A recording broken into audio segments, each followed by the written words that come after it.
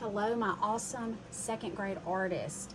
Today we're going to start a new project. We are going to be starting these painted paper weavings that we turn into these fun, colorful fish.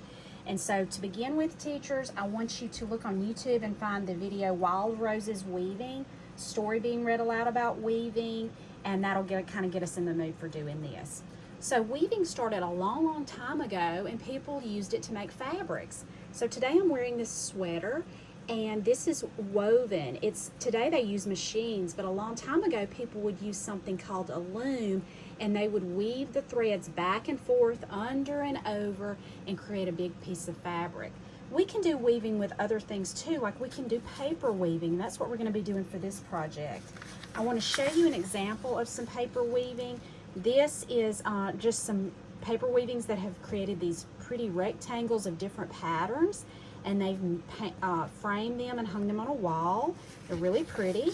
And then we did this project several years ago, and these are some student examples. So I wanted you to see how those look. They're so pretty, and the kids got creative, and you see how they don't all look alike, and that's really good. You want yours to be unique to you, so you need to be thinking about ideas to make how you'll make your fish look. Okay, so to begin with, teachers, you're going to have 2 pieces of watercolor paper, and you're going to make some painted paper with them.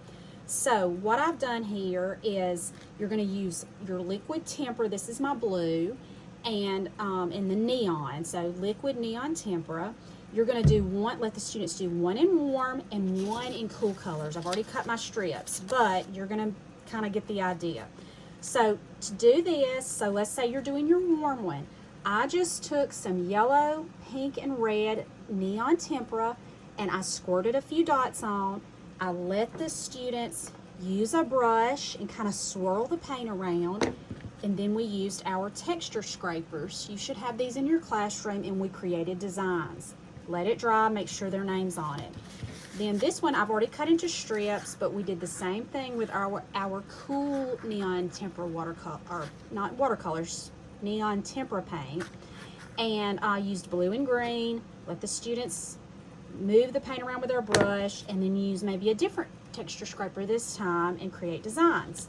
I wanted to show you an optional thing you can do to make these painted paper really pretty. I made some flecks of paint with warm colors on top of the cool. It really is pretty and stands out. I used liquid watercolor, neon liquid watercolor, but you could use tempera. You just let the students dip the brush and then flick it with their finger like that. It's a little messy. You would have to have a little area for it. It all washes out though, so it's up to you, but it does create pretty painted paper. After you have your 2 sheets of painted paper made with the names, teachers, you will cut one of them into strips. This time you need to cut them into the long strips, so horizontally, 1.5 inches strips on your paper cutter. And paper clip them together with a student's name if you're wanting to keep up with who did what painted paper.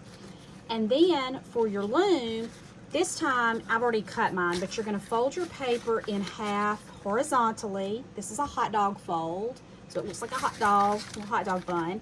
And about 2 finger spaces apart, you're going to cut lines up, and then you stop so they don't go all the way to the edge, and when you open it up, you have your loom. Okay, so first we're going to start weaving. So you get your strips, and we're just going to show the students how we start weaving the paper through our loom. So I'm going to start going over. It doesn't matter if you start over or under, but then you do the opposite. Over, under, over, under, over, under, over, under, over, under, until you get to the end. And if you cut everything right, it should be flush with the edges. Again, you don't have to glue down yet, because if they mess up, they can just pull these out and redo it. So on our second strip, we're going to do the opposite. I started over there, so now I'm going to start under, over, under, over. Sometimes it's tricky to get the paper to stick up so you can get it in there, but just keep fooling with it, you can. You're just doing the opposite of what you did before, so you have to be really quiet. not talking to your neighbor and paying attention to what you're doing. Slide it up. And you see how we're starting to get a checkerboard pattern. So you would go all the way down with that. Then you can let the students glue the ends. Now, we're gonna flip it over, and to make this really nice for cutting and drawing our fish, we're gonna add another piece of paper that I've provided. We're gonna glue it down on the back after you're finished. The glue's a little tight, but you're gonna glue it down. I'm just putting a lot of glue back here. Now mine won't be set completely, so I'm just gonna have to do the best I can. But we're gonna glue this in, and it's gonna give us a surface for drawing on. Creating a really thick piece of paper, but it's making a little sandwich with our paper weavings.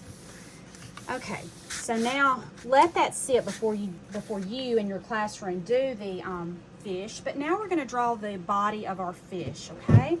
So to do your fish, you can decide what kind of mouth. I want to show you. Remember these examples? This person had, you need to leave a mouth because you're going to make these triangle teeth, but this person put a big round open mouth, and this person made a big triangular mouth, and this one's a little smaller. So you decide, okay? I think I'm going to do a triangle. So watch me draw. I'm going to go, it's not a full triangle. I'm making a big wide mouth. You draw with a pencil. I'm just doing this so you can see. And then we're not putting fins on our fish. We're just making the body. So I'm going to go around and make a big kind of a oblong shape. And that's all you do. And then you're going to cut it out. Now my glue has not set yet, so I'm not going to cut mine out. But when you cut it out, you will have a fish shape like this when you flip it over. Then you're going to get a Google Eye, so you can put that on there. And then I've got some pieces of just plain colored construction paper, and you're gonna make your teeth and you're gonna make your fins. So you're just gonna draw those. You can use this and hold it up to your construction paper to kind of see the size. So if I was making a pink fin, I would kind of put some paper over here and see how big it needs to be. You can make a bottom fin too. I didn't have one on this one, but it would look good with a bottom fin. And you're gonna glue everything on the back side, okay? And the teeth too. Everything needs to be glued onto the back side so you can't see where the paper starts, okay? And I also used some oil pastels or construction paper crayons, and I made designs on the fin. So I want you to do that too, and it just gives it a little extra, okay? So if you have time, do that. See where I put these different lines on the fins? And here, back to our example, you see they put a bottom fin on these, and I really like that because fish do have a bottom fin. So you do yours however you want. I love how this one and this one's a big curve. You do these and make yours creative. I can't wait to see what you do. When you send them back to me, I'll also have some paper, some bumpy paper. Either your teacher will do that or I'll put them on that. We'll decide about that.